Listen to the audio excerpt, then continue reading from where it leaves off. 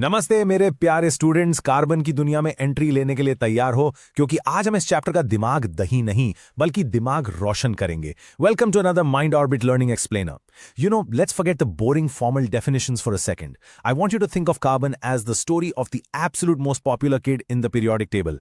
Let's dive right in. देखो, carbon का atomic number है 6। इसका मतलब है कि इसके पास एग्जैक्टली 6 इलेक्ट्रॉन्स हैं। अब फॉर्मल लैंग्वेज कहती है कि it's the structural scaffold of terrestrial chemistry. पर इसका असल जिंदगी में क्या मतलब है यार?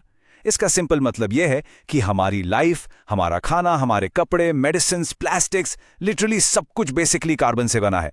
अगर आप सुबह की चाय में चीनी देखो या जिस पेन से आप नोट्स बना रहे हो उसका प्लास्टिक देखो, हर जगह कार्बन है।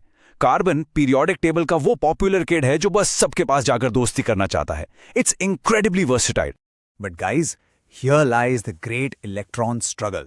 हर एलिमेंट की लाइफ का एक ही मकसद होता है कि उसका आउटर शेल कंप्लीटली फुल हो जाए, एकदम स्टेबल, जस्ट लाइक अ नोबल गैस।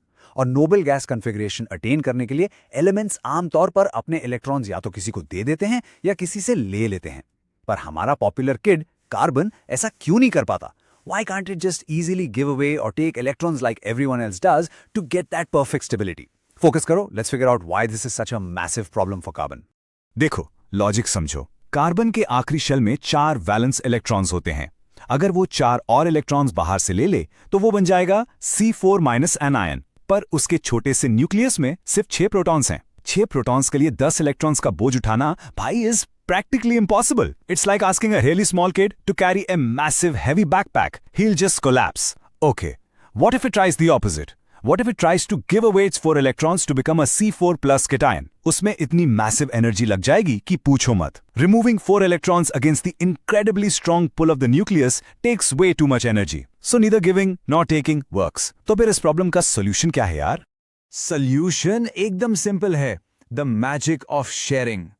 कार्बन स्मार्ट है, वो कहता है यार ना मैं तुझे अपने पूरे इलेक्ट्रॉन्स दूंगा ना तुझसे पूरे लूंगा, हम शेयर कर लेते हैं। Just like best friends happily sharing their lunch boxes at school during recess. You get some of my paratha, I get some of your sandwich. This mutual sharing of valence electrons forms what we call a covalent bond. इस sharing की वजह से दोनों atoms खुश, दोनों अपनी orbit में completely stable और noble gas configuration beautifully attend without any massive energy drama. अब जरा सोचो, इस शेयरिंग वाली आदत का इन कंपाउंड्स पर क्या असर पड़ता है? क्योंकि यहां इलेक्ट्रॉन्स कंप्लीटली ट्रांसफर हो ही नहीं रहे, कोई चार्ज पार्टिकल्स या आयंस नहीं बनते, दे रिमेन एंटायरली न्यूट्रल। और जब चार्ज ही नहीं है तो फ्लो क्या करेगा? एग्जैक्टली, इसलिए they are poor conductors of electricity. और इन कंपाउंड्स के बीच की जो इंटरमॉलिक्यूलर फोर्सेस होती है ना, वो काफी वीक होती हैं, जिससे उनका मेल्टिंग और बॉइलिंग पॉइंट जनरली लो रहता है। वाइब एकदम लाइट और चिल है, कोई हैवी इलेक्ट्रिकल चार्ज या स्ट्रॉन्ग आयोनिक बॉन्ड का झंझट ही नहीं है। चलो अब आते हैं कार्बन की ट्रू सुपर पावर्स पर। पहली सुपर पावर है कैटेनेशन। इसका सीधा सा मतलब है सेल्फ लिंकिंग। इमेजिन एक मैसिव ह्यूमन चेन जहां हजारों लोग एक दूसरे का हाथ पकड़े खड़े हैं। Carbon practically never gets tired of linking with other carbon atoms. ये आराम से long straight chains, branch chains या इवन क्लोज्ड रिंग्स बना लेता है। दूसरी सुपर पावर है टेट्रावेलेंसी। वेलेंसी 4 होने की वजह से कार्बन के पास इफेक्टिवली 4 हाथ हैं शिक करने के लिए। It can bond with 4 other monovalent atoms all at once. बस इन्हीं 2 अमेजिंग फीचर्स की वजह से नेचर में millions of diverse carbon compounds exist करते हैं। अब ध्यान दो, हम इनके बॉन्डिंग स्टाइल्स को देखते हैं। पहले मिलते हैं सैचुरेटेड हाइड्रोकार्बन से, लाइक एल्केन्स। ये वो चिल, एकदम रिलैक्स्ड सिंगल बॉन्ड वाले फ्रेंड्स हैं। उनका सब कुछ सॉर्टेड है। Each carbon is completely satisfied holding hands with a single solid grip. इसलिए they are generally less reactive, अपनी धुन में मस्त। और दूसरी तरफ है हमारे अनसैचुरेटेड हाइड्रोकार्बन्स। ये होते हैं एल्कीन्स जिनमें डबल बॉन्ड्स हैं और एल्काइंस जिनमें ट्रिपल बॉन्ड्स होते हैं। ये थोड़े बहुत एनर्जेटिक और हाईली रिएक्टिव फ्रेंड्स हैं। उनका डबल या ट्रिपल बॉन्ड एक्चुअली एक टेंशन पॉइंट होता है, तो वो हमेशा इन बॉन्ड्स को ब्रेक करके नए एटम से रिएक्ट करने के लिए रेडी रहते हैं। I want to introduce you to the hydrocarbon family tree, जिसको केमिस्ट्री की फॉर्मल लैंग्वेज में कहते हैं होमोलोगस सीरीज। इमेजिन एक ऐसी जॉइंट फैमिली जहां सबका केमिकल सरनेम सेम है, सबके केमिकल प्रॉपर्टीज यानी नेचर सिमिलर हैं, बस उनका फिजिकल साइज थोड़ा बढ़ता जाता है। This is a sequence where every single next member in the series differs from the previous one by exactly 1 CH2 unit. और सिंपल मैथ्स है, since a carbon atom has a mass of 12 and 2 hydrogens at 2 more, that means every step up adds a mass of exactly 14 unified atomic mass units. It is a perfectly organised family structure यार. इस family के pattern को ध्यान से समझो. Let's look at the alkanes. Methane CH4 है, ethane C2H6 है, propane C3H8 है. नोटिस किया आपने? मीथेन में एक कार्बन और 2 हाइड्रोजन यानी एक CH2 ऐड करो तो बैम ईथेन बन जाता है. ईथेन में फिर से एक CH2 ऐड करो तो प्रोपेन बन गया. It's literally just like adding a year to their age as they grow up. The core functional nature stays exactly the same क्योंकि they are all alkanes, but उनकी चेन का physical size step by step बढ़ता रहता है in a completely predictable way. So the big question is, how do we name all these millions of compounds without getting totally confused? वहां पर आते हैं हमारी रेस्क्यू के लिए IUPAC nomenclature rules. इन दोस्तों को नेम करना is literally like assigning VIP name tags at a huge party. Rule number 1. Count the carbons to find the longest continuous chain. ये आपको root या base name देगा, like meth for 1 carbon, eth for 2, prop for 3. Got it? Great. Rule number 2.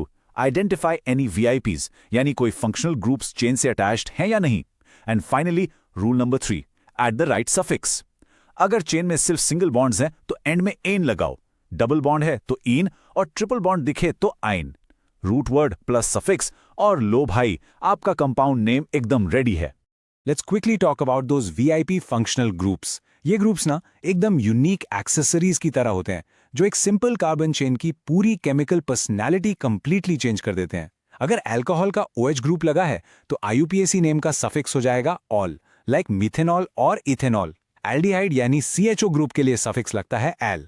अगर ketone group है it ends in 1. And carboxylic acid जिसमें COH होता है उसके लिए हम नेचुरली यूज करते हैं ओइक एसिड. आपको बस राइट एक्सेसरी अटैच करनी है and that compounds entire behaviour, its melting point, its boiling point and its name changes completely. Magic है. Okay students, pop quiz time. डर लग रहा है? बिल्कुल नहीं लगना चाहिए. We are going to tackle an actual CBSE 2023 board exam application question together right now. The question states that a saturated organic compound A from the homologous series of alcohols is heated with concentrated sulfuric acid to form an unsaturated compound B.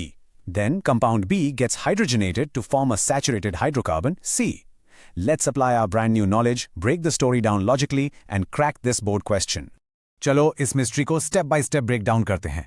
Step 1. Compound A belongs to the alcohol family and it forms a compound with molecular mass 28 on heating. Remember our functional groups? That's ethanol. जब ethanol, which is compound A, gets heated with concentrated sulfuric acid, it loses water. इसको specially हम एक dehydration reaction बोलते हैं. हमारा chill saturated alcohol water lose करके बन गया एक energetic unsaturated ethene, which is compound B. Now step 2. Hydrogenation. हम इस अनसैचुरेटेड ईथीन में हाइड्रोजन गैस ऐड करते हैं यूजिंग अ निकल कैटलिस्ट. निकल यहाँ एक मैच मेकर की तरह एक्ट करता है, allowing the hydrogen to attach perfectly और वो वापस एक chill single bond saturated ethane बन जाता है, which is compound C. Ethanol से ईथीन एंड देन ईथीन से ईथेन. एकदम सिंपल है ना? See, you literally just solved a major board exam application question just like that. आपने आज पीरियोडिक टेबल के उस पॉपुलर किड कार्बन की पूरी कहानी ध्यान से समझ लिए. उसकी अमेजिंग सुपर पावर्स, उसकी लंच बॉक्स वाली शेयरिंग की आदत, उसके चिल सैचुरेटेड और एनर्जेटिक अनसैचुरेटेड दोस्त और उसकी इतनी बड़ी homologous family. The logic is crystal clear once you actually see the pattern. So हमेशा याद रखना, chemistry is not hard, it's just a story. Keep focusing, keep learning, and I'll see you in the next Mind Orbit learning session. Bye for now.